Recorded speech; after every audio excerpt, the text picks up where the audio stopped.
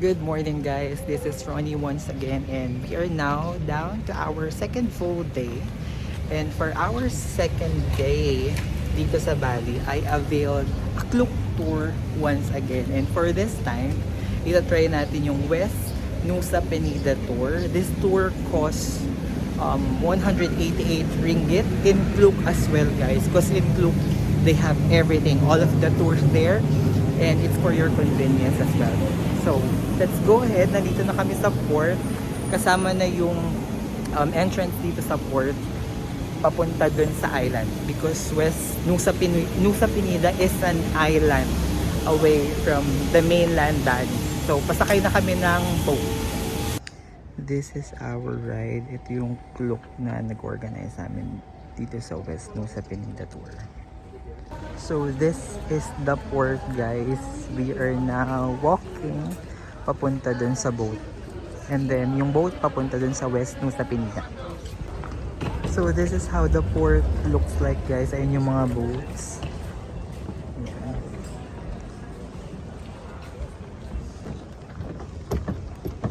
This is what it looks like inside the boat guys. This is how the port of Nusa Penida look like guys. So, ayan. Dito sa labas guys, ayan, may mga name for the Klook accommodation or Klook tour. Hanapin lang natin yung atin. So, just to give you an idea guys, yung if kukuha din kayo ng tour sa Klook, so what will happen is that once you leave Bali main town hanggang dun sa port ng Bali or sa Sanur, hanggang dun lang kayo dadali ng una yung sasakyan. And then bibilan nila kayo ng ticket doon sa port. Gagamitin, sakay kayo ng boat papunta dito sa port ng Nusa Penida. And iiwan na nila kayo doon. Isasend nila yung pictures sa tour coordinator na susundo sa inyo sa port dito sa Nusa Penida. So ganun, nung dumating na kami dun sa exit ng port, may mga tao dun, yung tour coordinator nyo, may name sila at naghihintay sila sa inyo dun. Madali lang naman. They were really helpful naman at hanapin talaga nila kayo.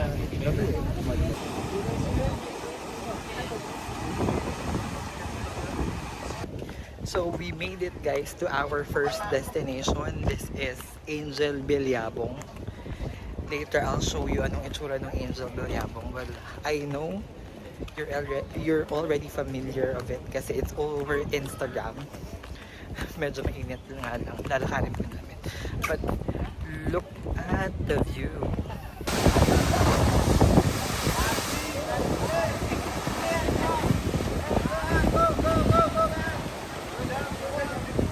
So this is Angel Bilyabong guys. Medyo marami lang tao. Look at that.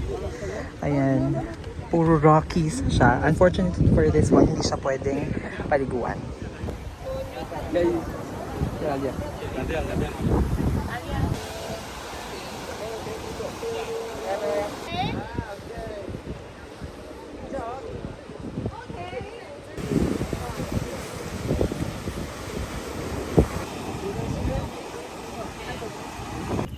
We're done with the Angel Bilyabong. Ito lang siya guys. Pupunta tayo sa second destination which is the Broken Beach. Good thing, magkatabi lang sila. Dito yung Broken Beach. And according to the guide, it's a 15 minutes walk lang from Angel's Bilyabong going to the Broken Beach. Dito yung Broken Beach. Ayan, dyan sa may Rockies.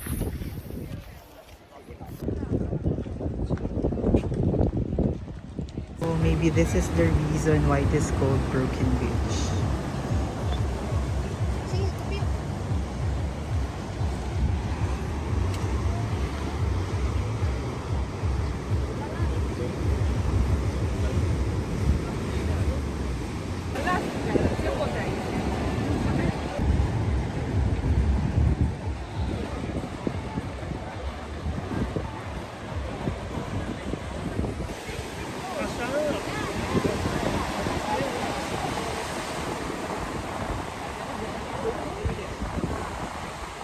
So we are now on the third destination. This is Kilingking Beach.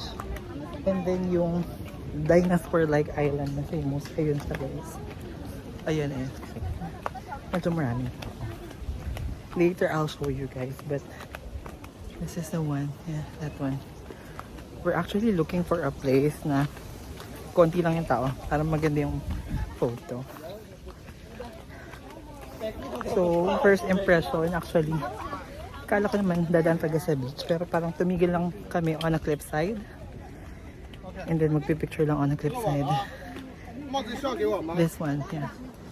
That one.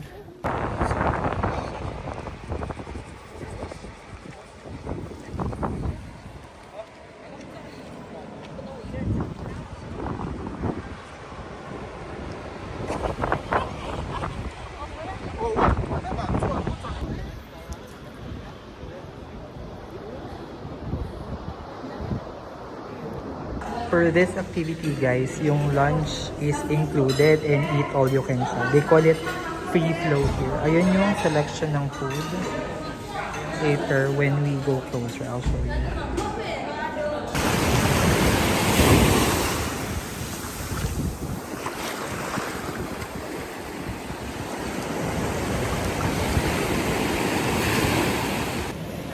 So this is the last destination of this Klook tour guys. Itong West Nusa Penida. We are now at Crystal Beach. Ito yung tinatawag na Crystal Beach. And dito magstay tayo for the swimming ng tour. Dun sa mga napuntahan nating like Kilingking Beach and Bilyabong, bawal mag-swimming doon kasi it's deadly. Masyadong malakas yung alon.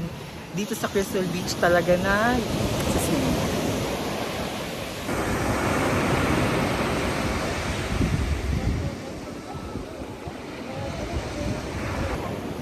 For me guys, mas maganda yung mga beach dun sa una natin napuntahan, yung Kilingking tsaka Nusa Penida. Mas maganda yung beach dito compare dito sa Crystal Beach kasi maganda yung water, it's clear kasi ang lakas ng alon, so delikado lumangoy.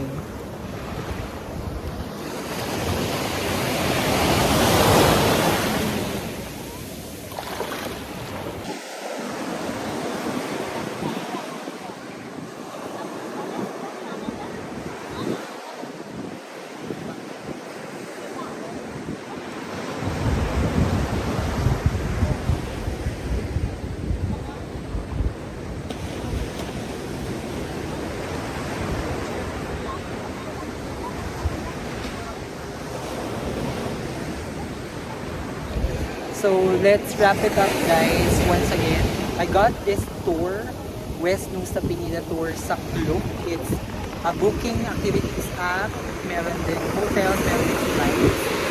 For 188 ringgit, that is West Nusa Penida without tour guide.